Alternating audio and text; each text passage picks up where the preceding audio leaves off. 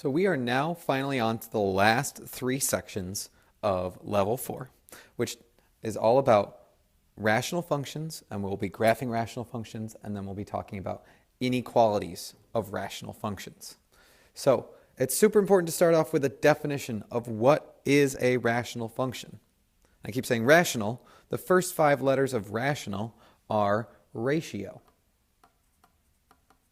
So we are talking about ratio functions.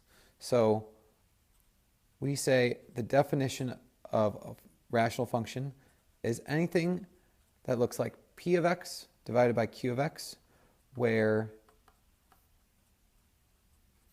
p and q are polynomials.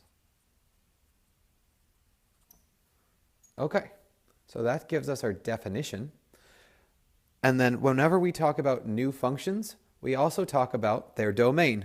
So if you recall, when we talked earlier about different domain functions, the domains of different functions, we look at the domain is where, for a rational function, where the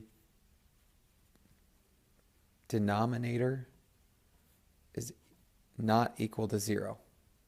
So, for example, if we have 1 over x, the domain here is all numbers x such that x is not equal to 0, because we don't want to divide by 0. So in every rational function, we look at the denominator. That tells us where we can't be, and that also informs us what numbers we can't use for our domain. So let's just try example 1. So state the domain of the following rational function. Well, first, it's super important that we are able to factor these. So this is x plus 2, x minus 2. And once we're able to factor it, we can see that, okay, what numbers make this denominator 0? So x is not equal to negative 2, and x is not equal to positive 2. That gives us our domain. For b, it may look a little complicated, but again, we just look at the denominator and say, what makes that 0? So the domain here is x is not equal to negative 3. And I'll just put domain over here. And then lastly, we're saying we want to know what the domain is. So we look at x squared plus 1, and we don't want that equal to 0. Well, x squared is not equal to negative 1. If we took the square root of that, we get our imaginary number. We would get plus or minus I.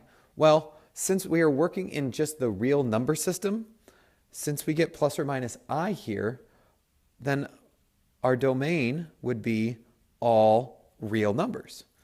Even though complex doesn't work, we're not talking about complex now.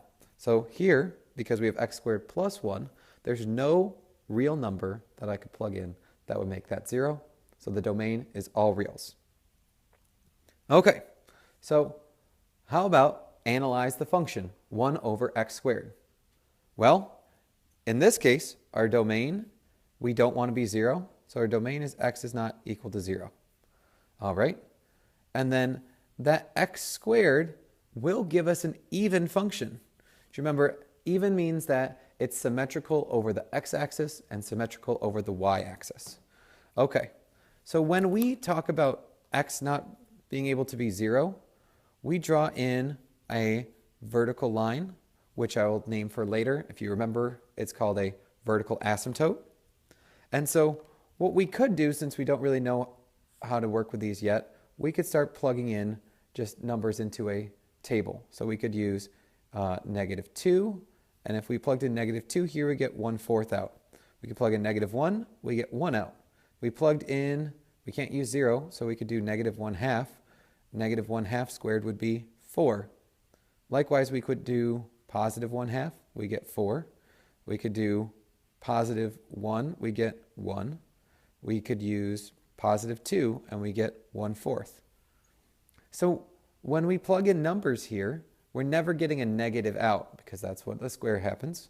So if we plot these points, 1, 2, 3, 4, at 1/2 we got 4 out. At 1 we got 1. 1 we got negative 1 we got 1. And at 2, we got 1/4. And at negative 2, we got 1/4. If we plugged in a really large number here, I would be getting closer and closer to 0. So that this function is even. It goes up and up and up at 0. And then the larger number that we plug into x squared, the closer and closer we're going to get to 0. But we're never going to be 0.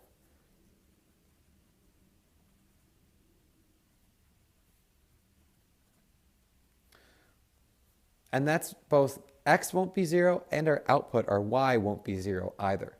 We're going to get really, really close, but not quite. And just as a reminder, we've graphed 1 over x before. 1 over x is in the first and the third quadrant. So something special happens at 0 in both cases. We can't plug in 0 and we can never be 0. So this is 1 over x just as a reminder. So then, like every chapter, once we start talking about, okay, if you know the basic shape of a graph, how about use transformations to sketch the new graph? Well, this +1 right here means we're going up 1, and this -2 right here means we're going right 2. So if we were graphing this, we're going to move our whole thing up 1, so up 1. And I'm going to put this little dashed line in there. Again, we're going to get more into this, but we call this a horizontal asymptote. And then we're moving this whole thing right 2, so 1, 2. And then our vertical, this is going to be our vertical asymptote. And that's because our domain, x is not equal to 2. Now, since we moved this, and we know the basic shape, then we should know that since this is 1 over x squared, that's our 1 over x squared graph. So then how about this -2 over x plus 1? This x plus 1 gives us left 1.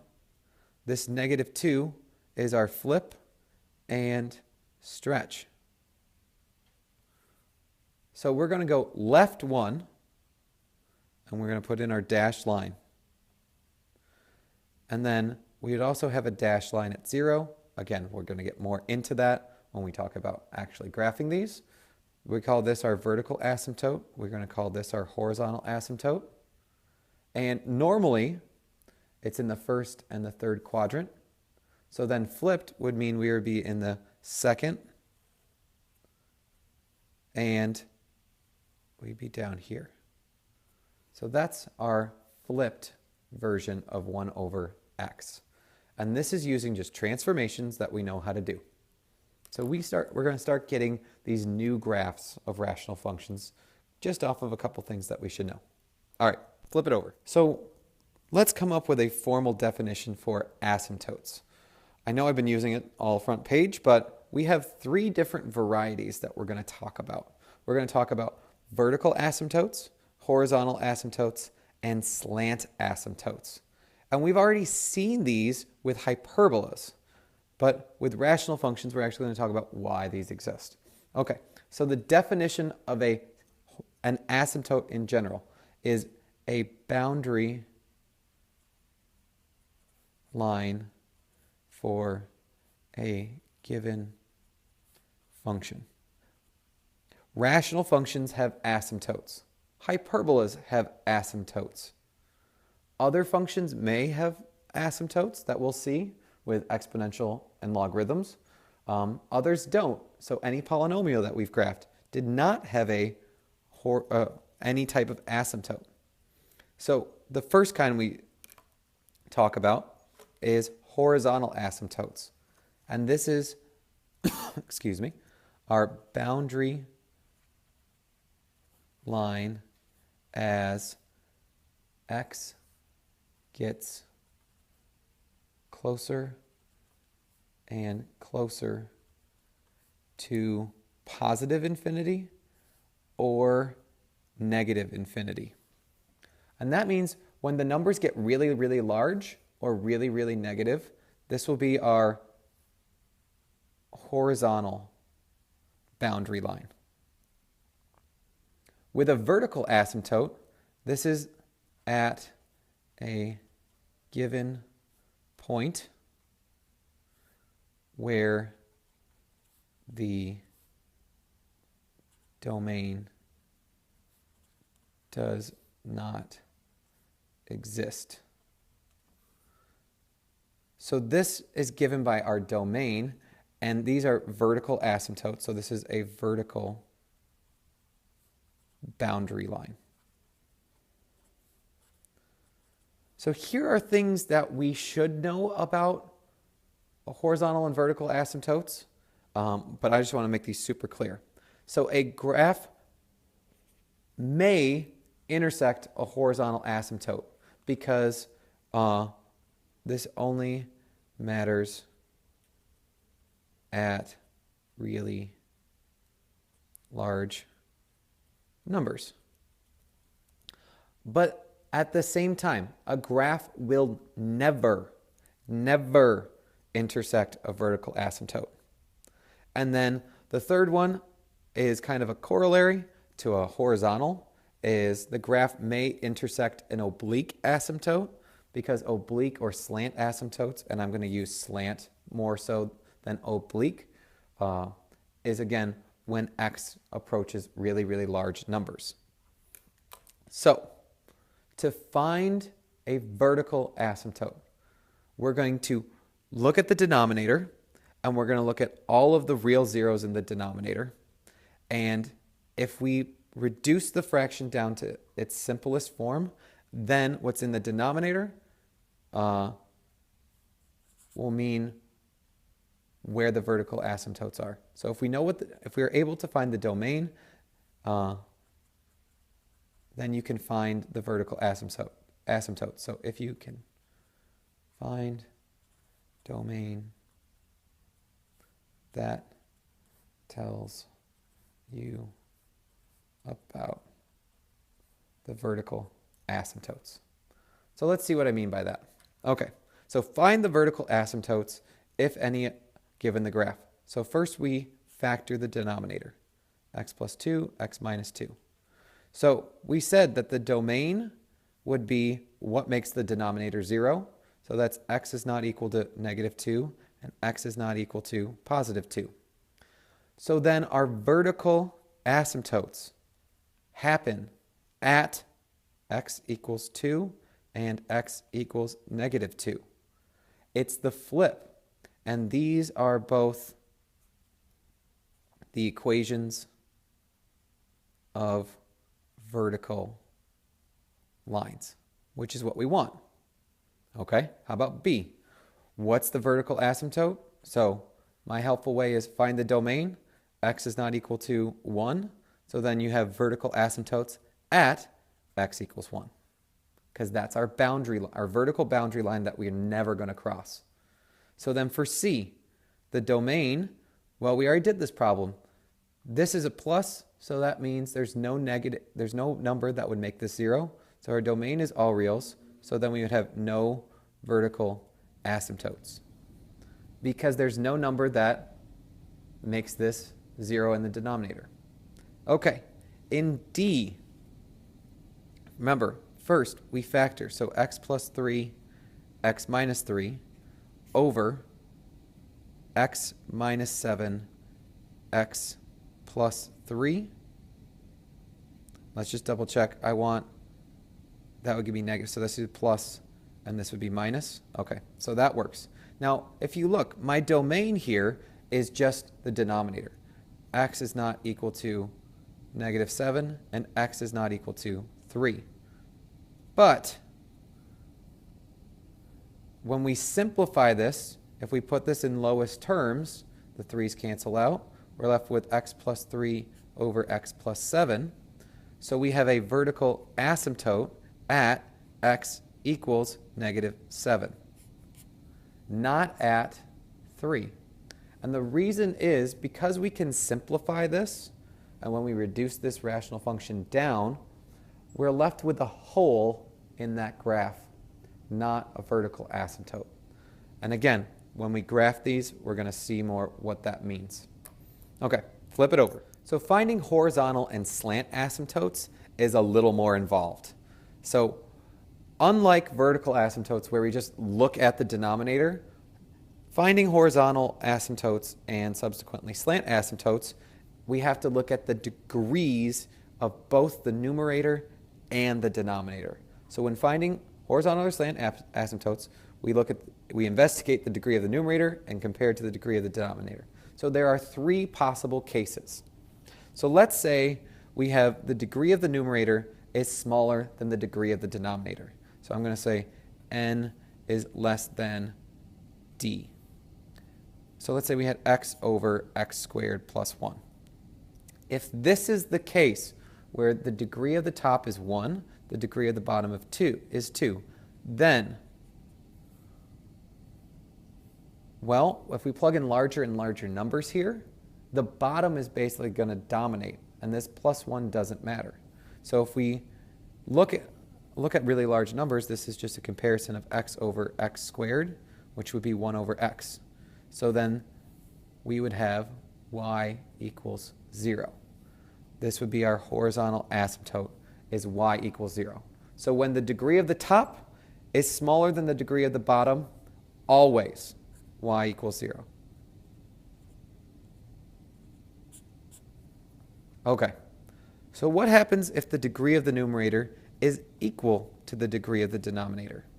So let me just say if I had x squared over 2x squared minus 4, yes, we could factor it, but the degree of the top is 2, the degree of the bottom is 2, so then it's the leading coefficient on the top over the leading coefficient in the denominator. So in this case, we would have y equals 1/2, because that's 1 over 2. And this is because at really large numbers, that 4 doesn't matter if we plugged in 1,000, and we'd be left with x squared over 2x squared, which is really just 1/2. So that's where we get this. And so for when the degrees are equal, we just look at the leading coefficients. So then what happens with the degree of the numerator is bigger than the degree of the denominator? So what happens when n is greater than d? So if we had x cubed minus 1 over x squared plus 2x plus 4, if 3 is bigger than 2 here, then need to do long division. And then by doing long division here, then we'd see that, well, this is 1 bigger than the top, so then our equation would just be the dividend. And we drop the remainder. So then when we have, and this is also the case where we have a slant asymptote. So these first two cases, we had horizontal, this was a horizontal, and then this is a slant asymptote, and we're going to have the equation y equals mx plus b. That is only the case, only when n is 1 bigger than d.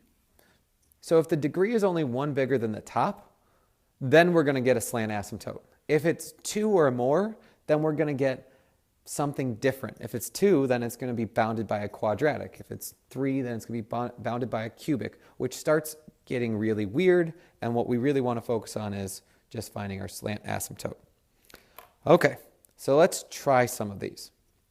So example 5, find the horizontal or slant asymptotes. So we look here. The degree of the top is 1. The degree of the bottom is 1. So when the numerator's degree is equal to the denominator's degree, we just look at the coefficients. So that is y equals 3 over 1 or y equals 3. So I'll just write y equals 3. For b, we look at the degree of the top and the degree of the bottom. If the degree of the top is smaller, so n is less than d, because 0 is smaller than 2, then we just get y equals 0. All right, flip it over. So c is a little bit different. We see that the degree of the top is 3 and the degree of the bottom is 2. And so if this is the case, 3 is bigger than 2, so n's bigger than d, this is going to be our slant asymptote case.